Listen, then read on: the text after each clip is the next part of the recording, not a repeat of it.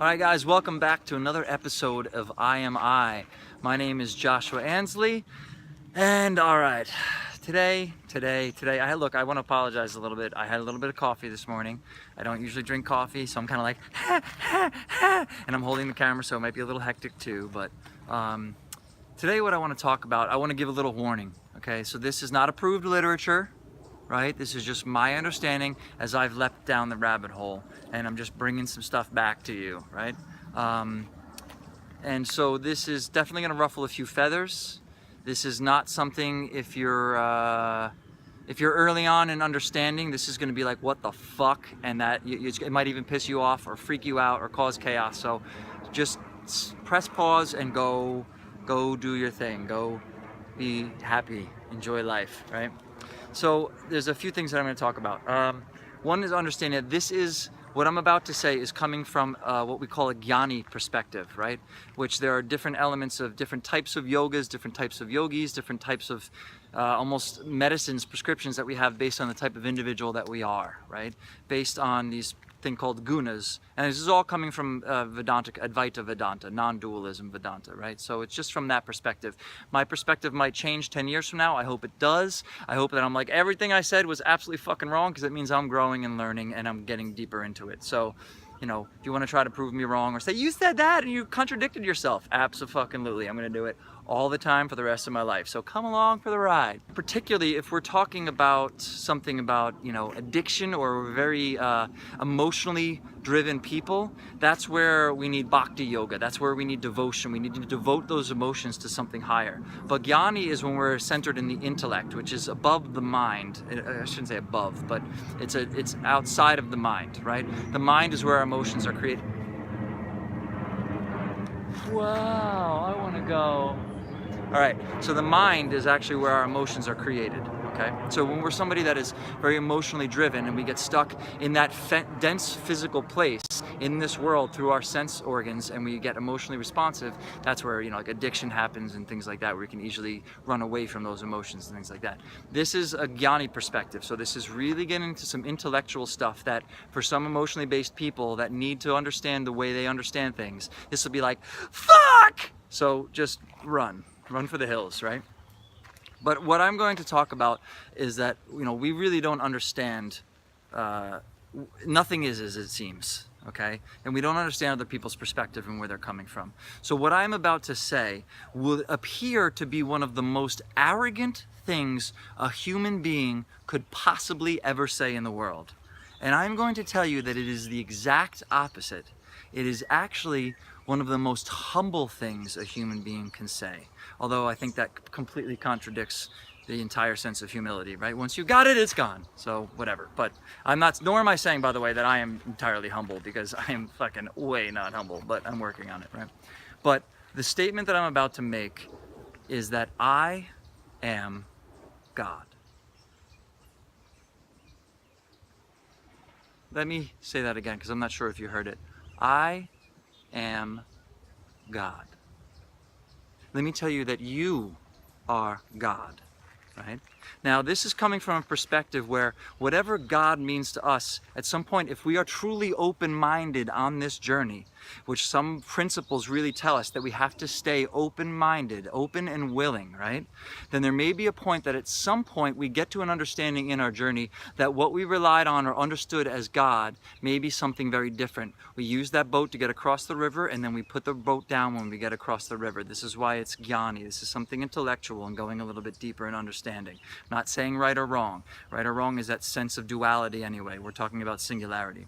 So, if we're making this statement and saying that it really comes down to how we're relating to this world, again. So it sounds like the most arrogant thing you could possibly say, but really when it's coming from, if I were to sit here and say Joshua Ansley from that perspective, that I am God, abso-fucking-lutely, I am screwed. I am nothing. I'm a little speck on this planet that's spinning around. How could I possibly think that I am God? But it's the most humble thing when we stop relating to this world as this mind-body complex, which is really just this conditioned consciousness that is taking action in this world. I take no action Joshua Ansley takes action, right? And that's where we get this idea of actionless action that Krishna talks about in the Bhagavad Gita. And if we read these things, actionless action, or we talk about, the Tao Te Ching talks about I am nothing and I am everything. And we're like, what the fuck does that even mean? So when we talk about this actionless action, that is the foundation of karma yoga, basically, right? And that's what karma, all that karma means is action. That's really what it is. So it's all just action. And it's the law of karma is a fundamental scientific law. It's Newton's third law. It's, for every action, there is an equal and opposite reaction. End of story, right? It's this conclusive thing that if you want to talk scientifically, not that I'm any scientist or know what the hell I'm talking about, but that's what it is. So any action that we take in some way has some equal and opposite reaction, very scientifically. Even prayer, that is an action, that is a karma. Prayer is a karma, and there will be an equal and opposite reaction. So it has to do with actions taken in this world. So it's not just physical action. Some of us, we need to work on that physical action and work outward in, and some of us will recognize that as we change all those actions, we still need to change a bunch of the stuff on the inside, and that physical action can help that change. But to work inside out as well is also very important. And that's where like prayer and meditation can come in, and we bring them all together, and that's where we get that change. But that's what karma is. That's when we take a step into this world as an actor, as a doer, as Joshua Ansley, it's just this friction, it's relativity, it's duality, it's my taking action relative to something else. It's just, that's how creation happens, is that friction between, two jars of clay creating something else, some other action that has to be taken results in something else, some other agent of action. When we release that agency of doership, when we step out of that understanding of action and we step into the actionless, right? We step into the nothingness of who we are and allow the action to just take place, then we can guide it from a more understanding perspective from the outside, because it is outside of this world of duality. It is outside of the mind.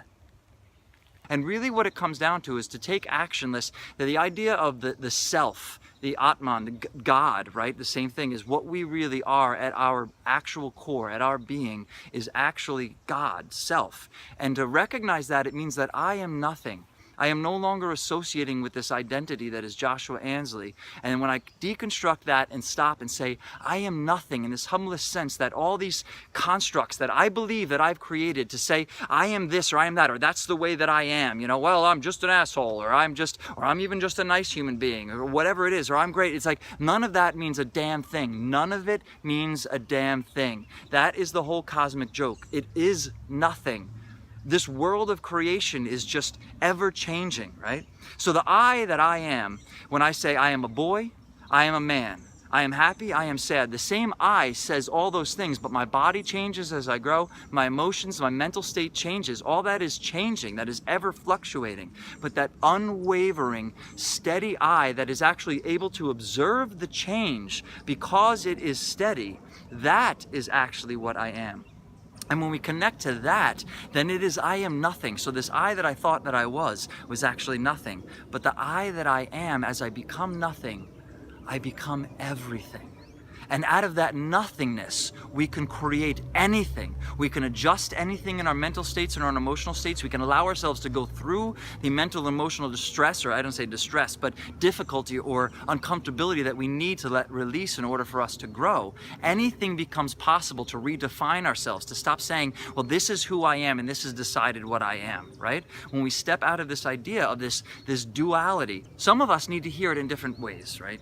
So I could say, you are not nothing. Some of you need to hear that. You are not nothing. You are not everything. You are nothing. And you are everything.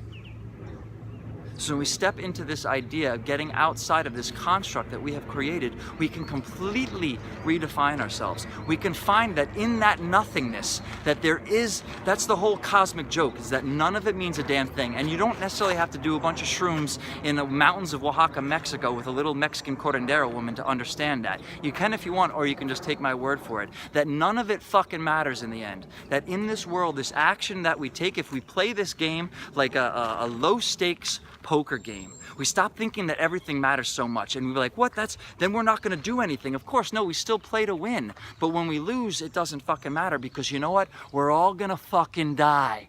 Every single one of us is gonna be fucking dead. It doesn't matter. This whole fucking play of that it all absolves into nothingness when we recognize that we don't have to be so high and mighty about it, right? And then we can actually say that I am God, right? Now that sounds completely contradictory, but it's coming from a sense of really understanding this nature of who we are and this construct. So anyway, that didn't come out anything like I wanted it to, but that's the deal. Peace, I love you, I am you, you are me. Namaste.